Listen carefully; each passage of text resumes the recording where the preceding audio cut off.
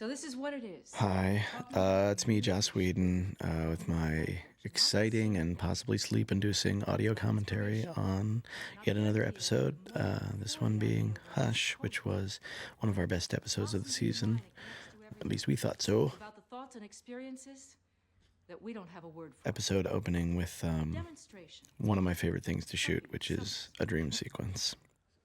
Come on down to the front here. I love dream sequences, whether or not they reveal themselves right away, because they just work on their own internal kind of poetic logic. Girl, one assumes. But what is that Flintstone-looking shirt that Sarah Michelle Gellar is wearing in this scene? It's one of the things that didn't really bother me at the time, and then I saw it in the footage and said, it's Pebbles and Bam Bam. What the hell was I thinking? But, you know, that's the problem with television. You can't control everything. See how many people there are in the background there. I wanted as many people as possible for this kissing scene, so I filled up the aisles with people. We brought people down from the production office.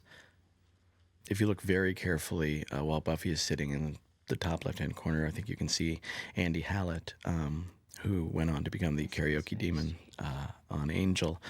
Everybody who happened to be there that day basically got shoved into those seats so that we could really get the sense of them having to kiss in front of a giant crowd. Now, they have never kissed on the show, so this is a big deal. So big, in fact, that it does, in fact, make the sun go down. We're into classic dream sequence stuff. We get to make with the creepy. And nothing's creepier than a little girl singing a little nursery rhyme about the bad guys. Needless to say, A Nightmare on Elm Street did this better than anybody. But it was fun to sort of come up with a little rhyme for the girl.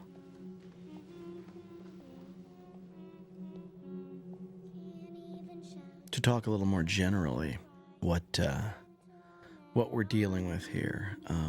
I, early on, wanted to, had considered the idea of doing an episode where people don't talk for a while. As the show went on, I got more and more obsessed with it because I felt that as a director, I was sort of degenerating. I was turning into kind of a TV hack, over two shot, you know. Shot of him, shot of her, them talking to each other, then shot of the both of them, then back. And I was sort of beginning a little bit to fall into a shorthand. And the one thing that I don't love about TV is that a lot of it is what I refer to as radio with faces. It's, you know, if you want to shoot a scene quickly, you just put somebody up against a wall, have them say their lines, and boom, it's done. And from the start, one of the most important things about Buffy was that I wanted the show to work visually. So much so, in fact, that a Fox executive told me I was putting too much visual information on every page, that it was not going to be possible to shoot it, and in fact has always been a great struggle. But a struggle well worth, because it is great when, you know, you have something that is visceral and visual and cinematic and not just people a-yakking, although people a-yakking can make for great shows sometimes. Meanwhile, as the show went on, this being the fourth year, I had sort of fallen into the people a-yakking, you know, I can just sort of do this without really thinking about it, and style of directing a little bit, and I wanted to curtail that in myself.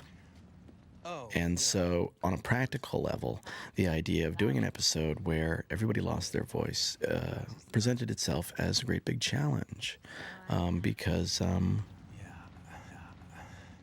I knew that I would literally have to tell the story only visually, and that would mean that I couldn't fall back on tricks. Like, this is a very simple scene. Over him to her, over her to him, over two shot. It's one of the few, well, actually the whole first act is pretty normal in that sense. And that's the kind of directing that it's fine, it gets the point across, but I wanted to do something harder.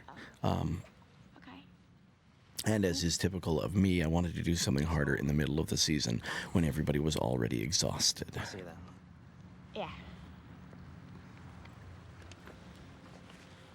Fortune favors the brave. Fortune favors the brave. That's a phrase I got from Rick Griffin, a Grateful Dead artist who had it plastered over one of his surfboard drawings. He was a great big surfer and a great artist, and that always stuck with me. And of course, Buffy here using it ironically because she's too chicken to kiss her new love interest.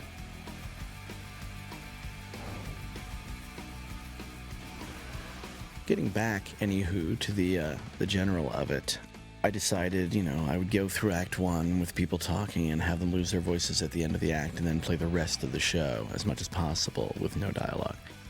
And what was fun about it, which I experienced again later in Restless and again later in Once More with Feeling, was the absolute surety that I would completely fail, that this could not be done by me, that nobody would put up with it, that people would get bored or confused or bored or possibly just bored.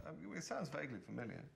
You sure it's... So I came into it with real terror in my heart, which is a wonderful, wonderful feeling to have on a television show because it means you're actually doing something new. One of your prophetic dreams. Well, you could... What's more important about it all was that as I was writing it, I discovered, having outlined the entire thing and knowing exactly what was going to happen, I discovered what it was about, which I had not figured out while I was figuring out the story. That came to me as I was writing it. I had a general notion that what it was about was the idea that when people stop talking, they start communicating, that language can interfere with communication because language limits. As soon as you say something, you've eliminated every other possibility of what you might be talking about.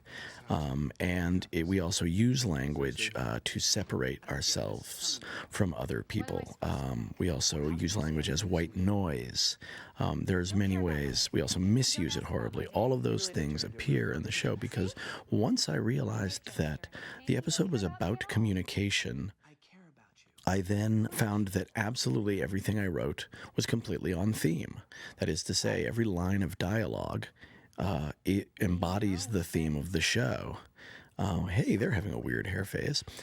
Because Talk about it now. Because it's about language. If you don't know how I feel about I don't.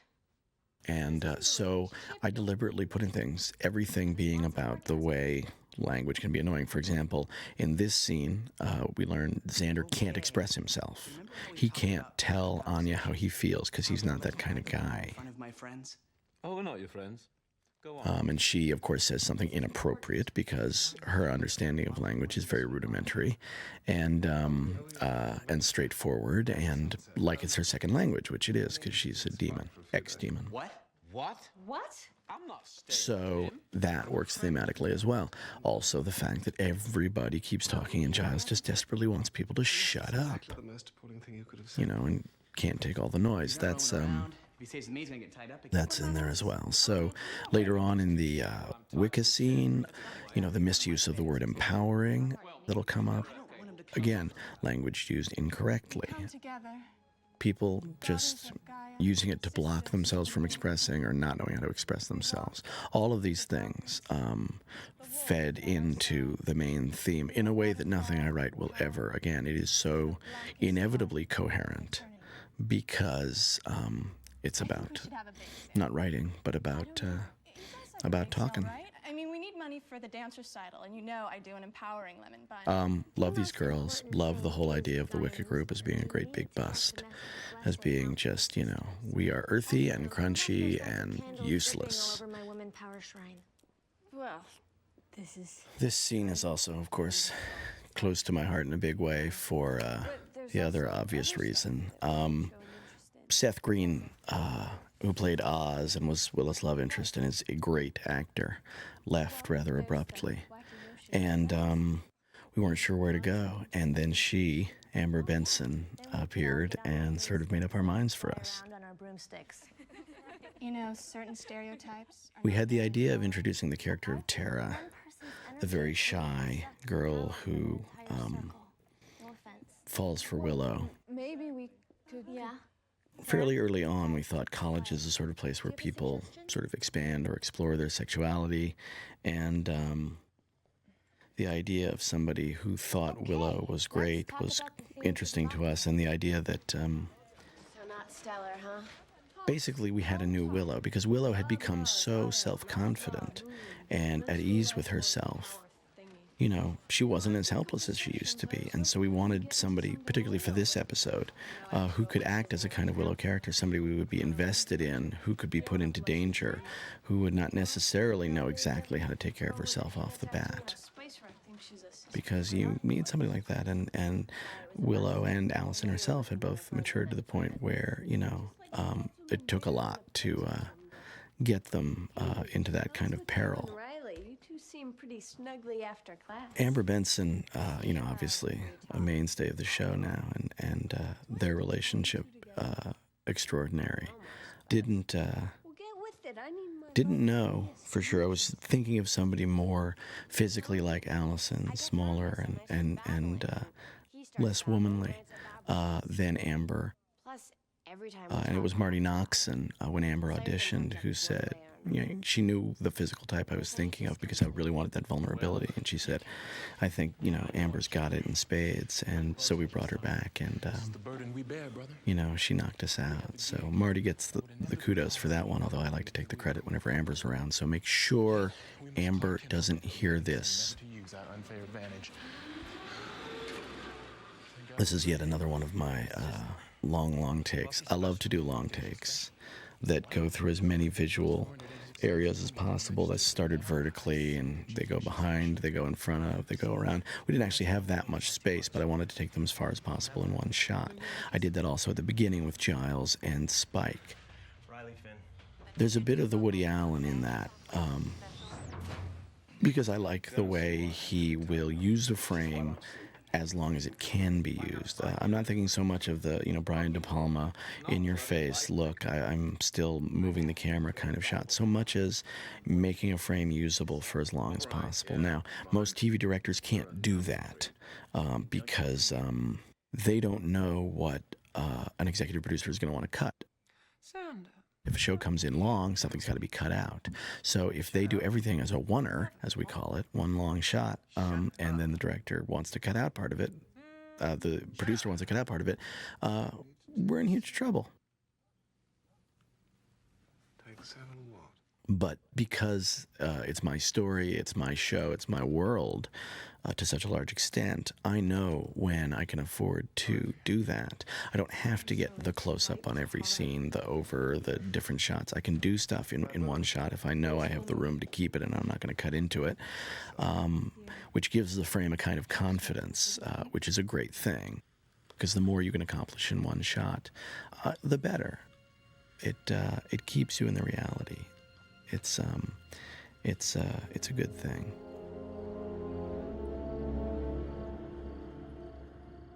This was a clock tower that we built on the Universal lot, which actually has a clock tower, but it was a famous one from Back to the Future and not right for our purposes. This was an old house that our production designer, Kerry Meyer, turned into a clock house. And then they built this interior clock house set, which I think is one of the most beautiful things we've ever seen on the show. When we produced this, it was unlike anything we'd done. Just this small thing, cutaway to, you know, small boy in a house somewhere, to an old man in a house somewhere. These are all things, you know, you have to build the room or find it. You have to get the actor. You have to, you know, they're all things that you don't do as much. We'll light entire spaces in this and only use them for a few seconds. And in television, you just don't have time to do that. I love this effect, too. It's a beautiful effect of all the voices going towards the tower. And this is where, you know, Chris Beck really gets to kick in. We'll talk more about him in a bit. And we'll talk more about these guys, because they're so pretty.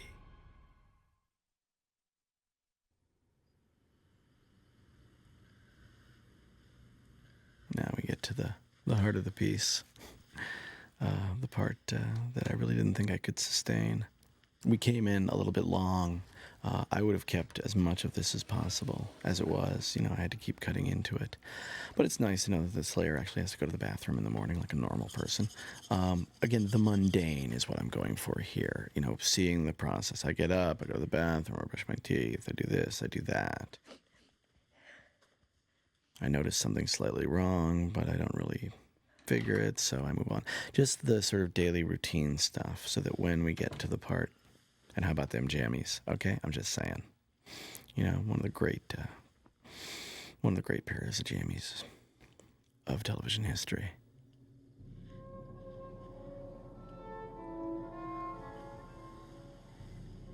Playing this moment was extraordinary. Because it was our first experience. Although this was not the first scene we shot, so it wasn't their first experience with doing this, but it was still early on. And it's a different kind of acting that everybody had to go through. And one of the things we learned in Giles's apartment, which we'll look at later, is how to create moments, separate moments, without the standard dialogue.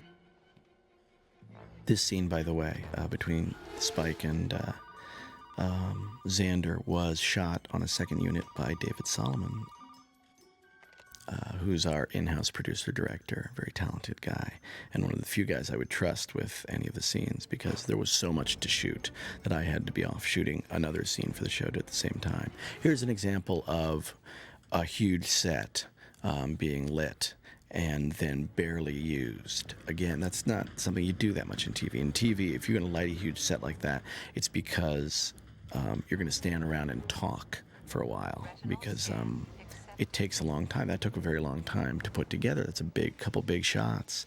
And all they were really doing was getting us from one place to another.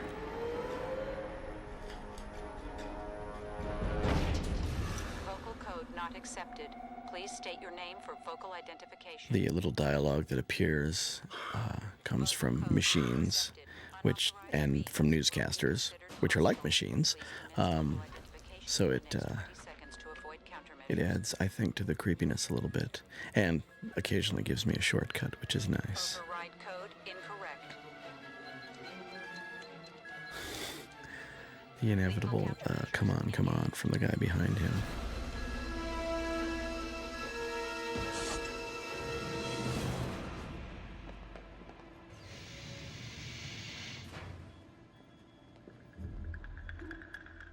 And the very classic sense of guys with their, being very together, completely getting it wrong in a state of emergency, thinking they're behaving incredibly rationally and actually just panicking.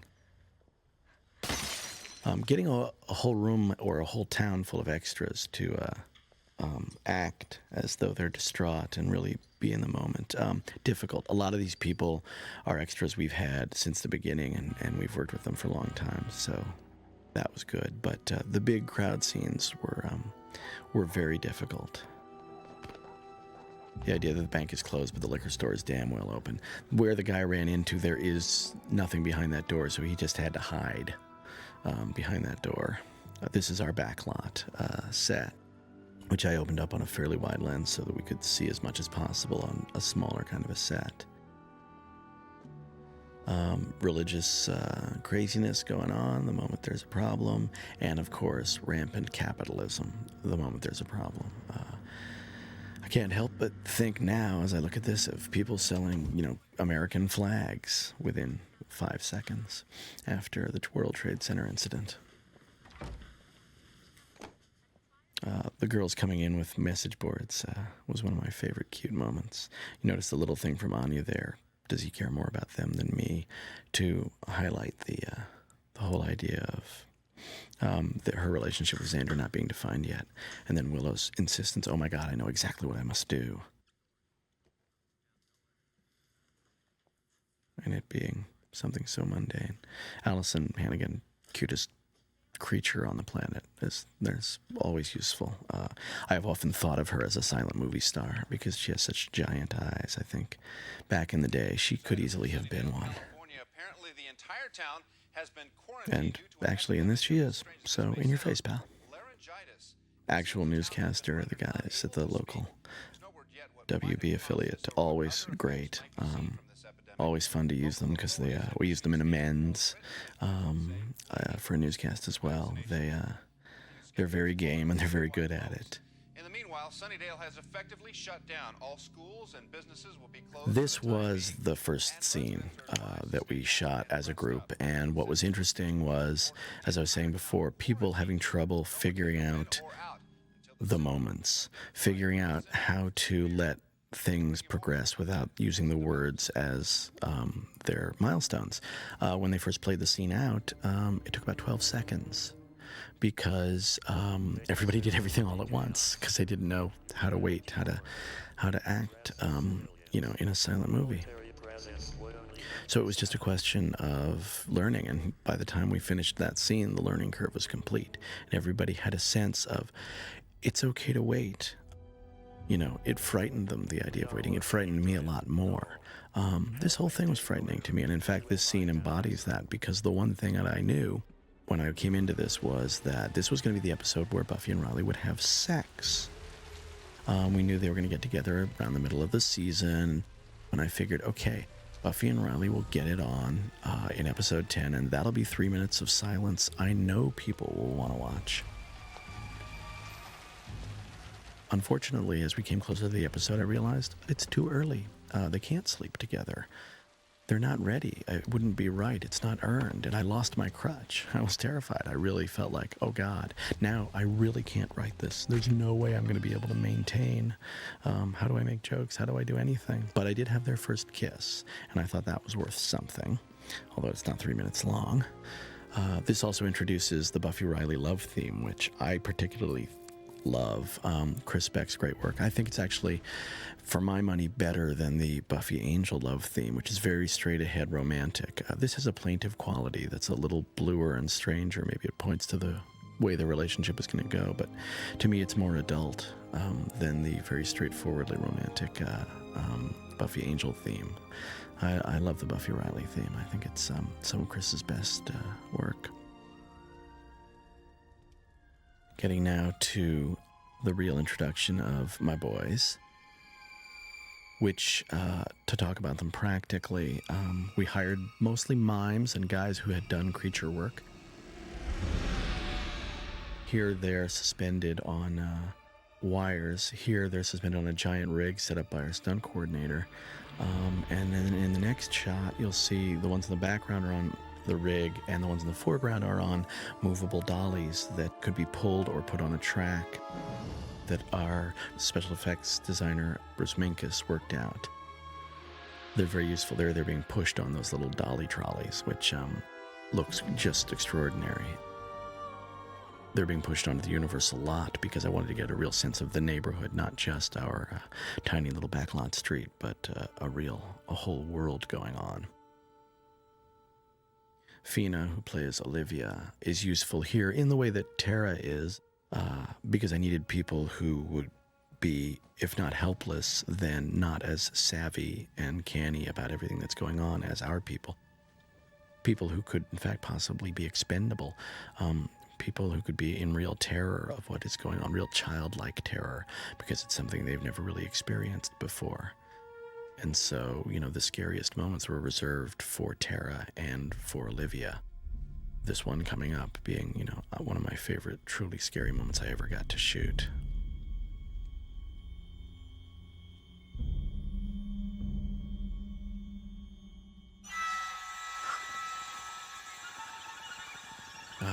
They're floating. They're nearby and they see you. I believe Don Lewis is the name of the fellow who did that hand. Also did some mime work, and I said to him, "Give me Nosferatu on the hand." Up it came, curled like a spider. He knew exactly what I meant when I said that. All of these guys were great to work with. The tall one there is Doug Jones, the shorter one Camden Toy.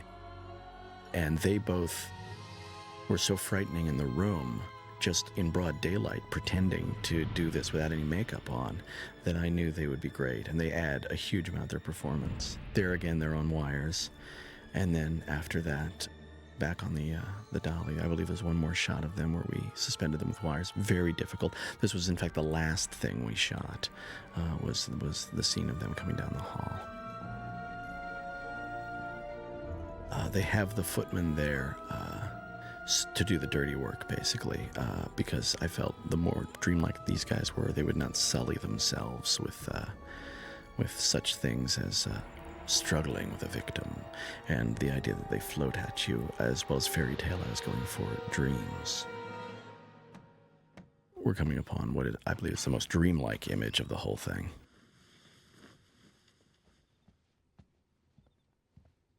And finally, a character who is actually expendable. I don't actually like to hurt people, which makes me very bad at making horror shows, but in this particular instance, I had no choice. I had a particular mission here, and that was to traumatize little children. This is an image from a dream of my own, the man floating at me as I lie in bed. So to shoot it from a POV, again, more difficult than normal in television because we had to shoot the ceiling, which meant we had to put a ceiling on the set, which they don't usually have because that's where they put the lights. Beautifully lit by Michael Gershman, too, for maximum creepiness. My favorite thing about these guys is how polite they are. What I basically set out to do, and I realized that it's very ambitious, was to have a generation of children say, "Do you remember the gentleman from that episode of that Buffy show? That traumatized me the way I and my generation always talk about the Zuni doll in Trilogy of Terror with Karen Black." I wanted something that creepy. And I think I got it with my boys. Talk a little bit about the gentleman.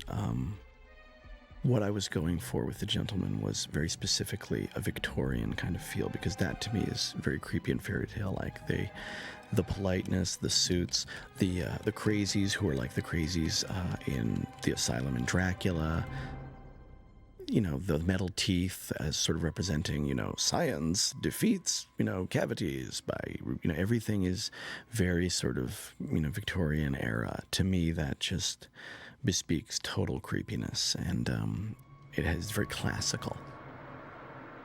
When I designed them, because I drew a very specific picture of what I wanted from the gentleman, which was realized beautifully by John Vulich, our makeup effects guy, and Todd McIntosh.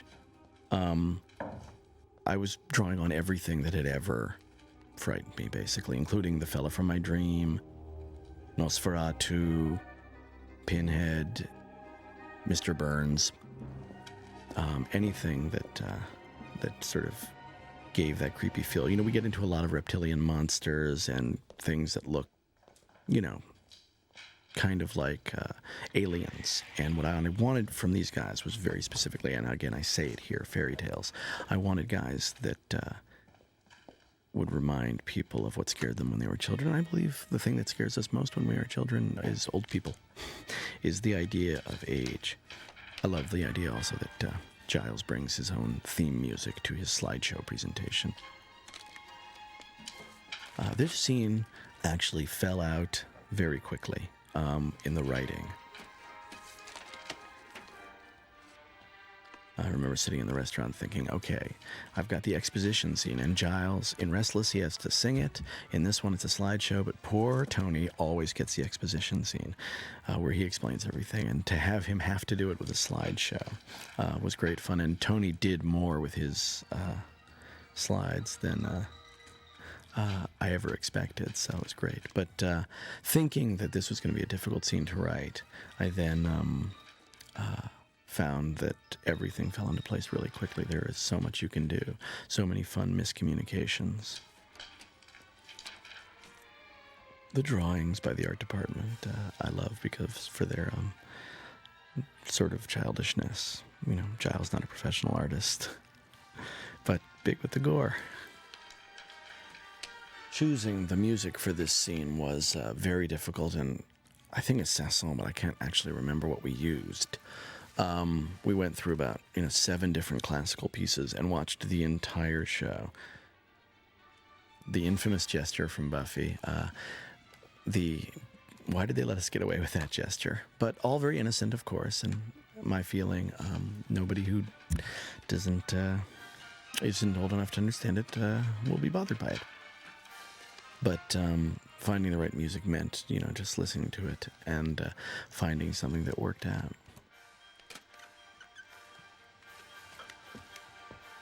Like Allie again, proving that a great silent comedian has been lost to us by the introduction of sound.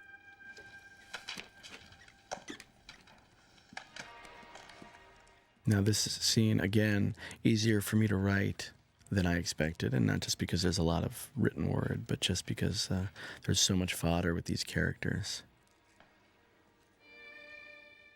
I believe the hips thing was actually pitched by Sarah. That drawing, she thought the drawing made her look fat, which a classic actress reaction, but a very funny little moment. And this scene, this shot, gotten much later, off somewhere else, difficult to get, but hits home the connection between her and the evil.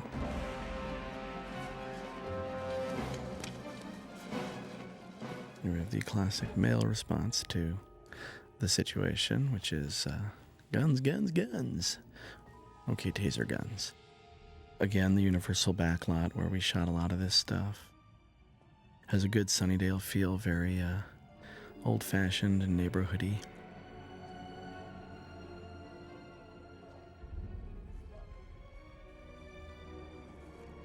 Mark is somebody else who reminds me of the old days because of has a very calm but expressive face. Gives me a kind of a Charles Parnell kind of a feeling.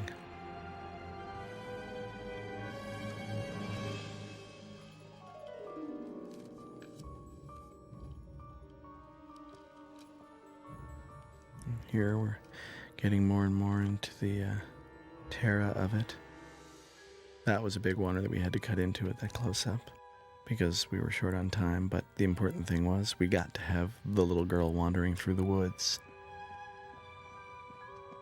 This being my first experience working with Amber, it was such a delight because she gives you so much. She can even fall down, the classic, but which drives me crazy when girls do that in stories, but it's so perfect for this kind of fairy tale, classic, old movie, nightmare, all those things wrapped up in one moment. And then the boys just a coming for her. So happy, so polite, such nice guys. Again, mimes. Gotta say, my making fun of mimes went down by about 40% after seeing this show because working with them, because they brought so much character. They were so used to working with no voices.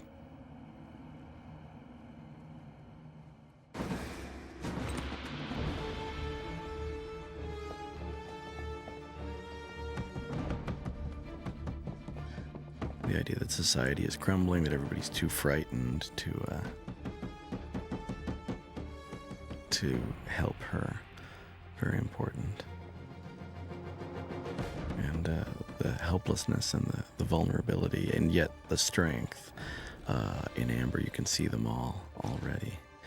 And she will wander through many, many halls in this show, and they will all be the same hall, because we only had one hall. Oops. Slight moment there of Buffy strapping on her fighting boobs. Sometimes the stunt matches were not 100%. This was actually shot in an old house on that where the clock tower is, but actually it was the one next to it. The clock tower was too small, and so we built the interior here. We get to see Riley whooping some ass, which is always fun. And Mark doing all his own stuff. We did have a really good stuntman there, but Mark, one of those guys who just loves to get in it.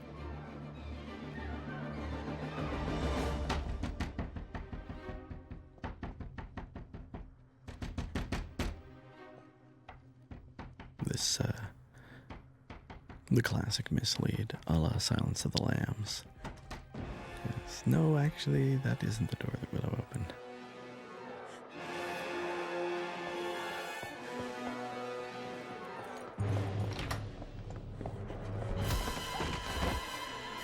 We've injured Willow, therefore making her a little more helpless. And We finally got the two of them together.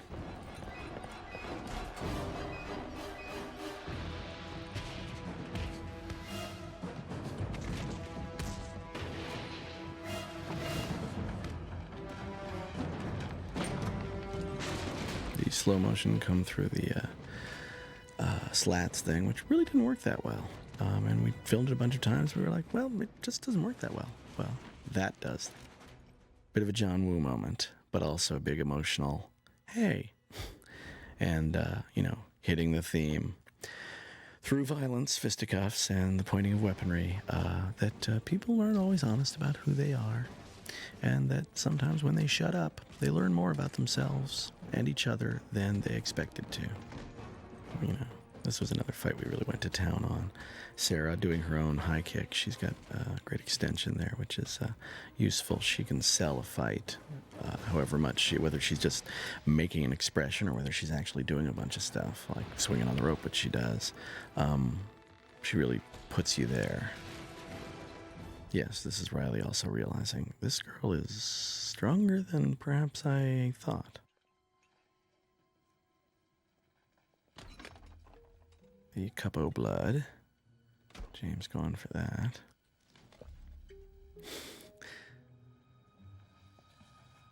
This was another of the scenes that involved, very tricky sort of setting up so that it didn't seem completely contrived. But then came to a great resolution. Xander reveals his true feelings for Anya by beating the hell out of Spike, which is just adorable. And then, of course, it leads to the other great gesture of the episode, which the network had a bit of a problem with. But we also get to see Emma's transition here and her realization that he really does care about her, which is, I think, one of the sweetest moments in the whole show.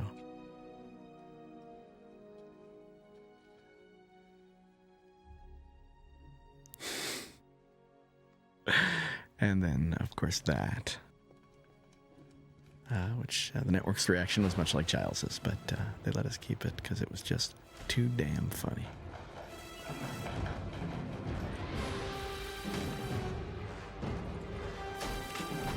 Now, this is another pretty well-known scene, the "we can't move the drinks machine" scene. Some people took this as a sign that they would definitely have a relationship. Some people didn't, but it is meant to be a very sensual and very powerful image between two women, whether or not, and we hadn't at this point decided how far the relationship would go. But we wanted this to be a moment that was, very physical and very empowering and very beautiful between the two of them. And it set off some fireworks. It also moved the drinks machine.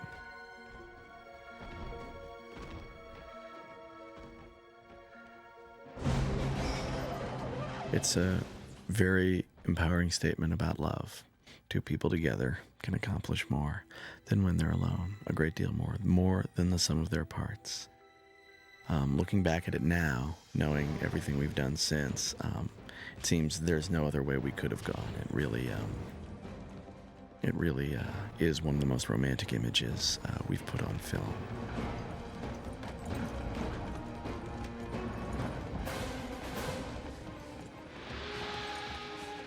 This, again, is the clock tower set that we had on stage, the upstairs, which was just kind of a nightmare to shoot in. There was so much to do, but very pretty. Very pretty.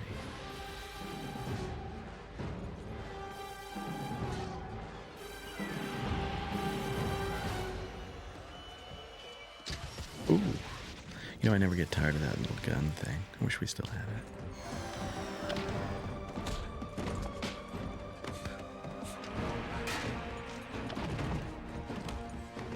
The inevitable big-ass fight, and you'll see, of course, that I separate things. Buffy at one end, Riley at the other. That's so I don't have to get everything happening all at once, because if I cut into one and then it's tied into the other, I'm in a mess. This means I don't have to have both actors there at the same time. It's just more useful.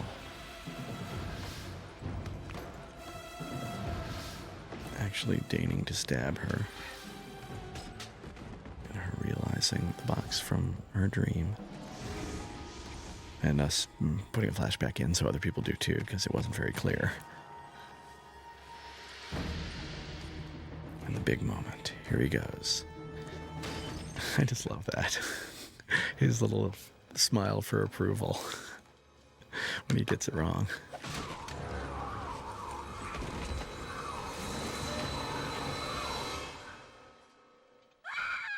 This scream, not Miss Geller's own, although she did scream her head off.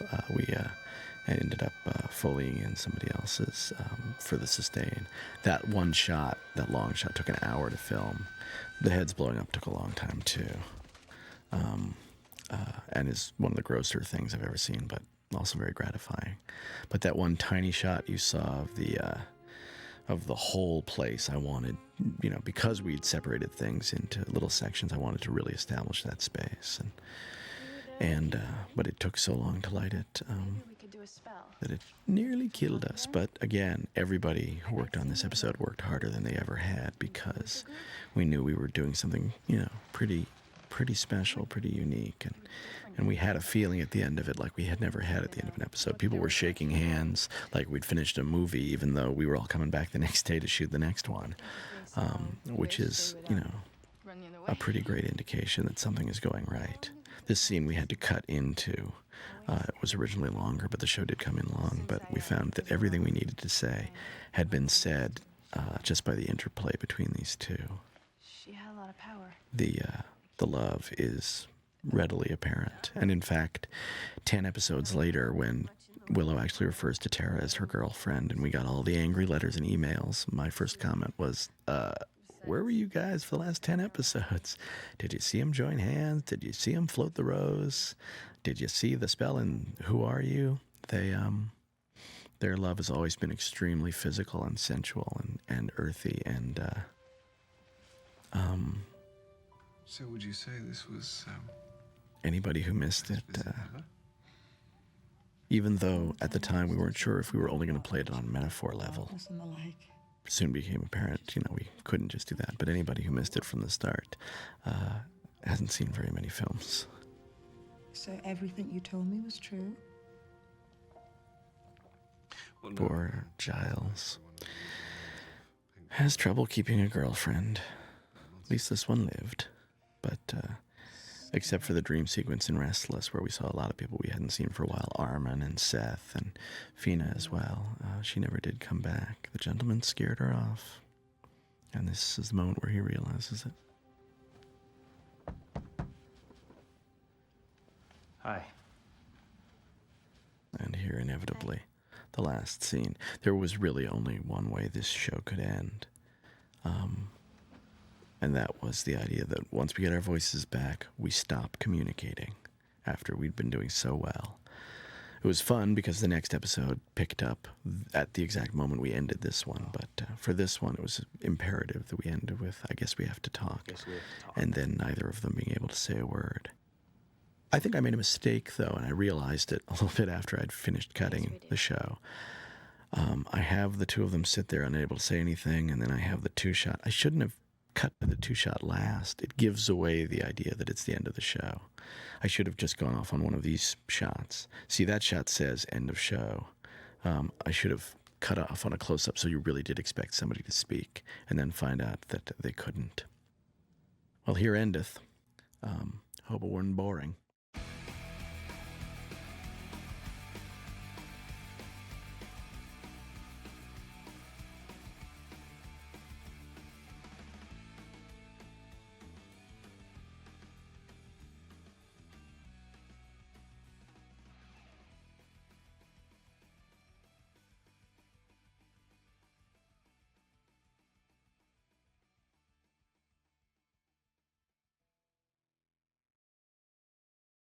Grr, arg. So remember to like, subscribe, and be sure to follow us on Facebook, Twitter, Instagram, Phonogram, Twitter, Tumblr, Tinder, Grindr, Facebook, Twitter, Vagina People, Facebook, Live Journal, Instagram, Tumblr, Twitter, Phonogram, Grindr, Twitter, Live Journal, Instagram, Tumblr, Grindr, Twitter, Live Journal.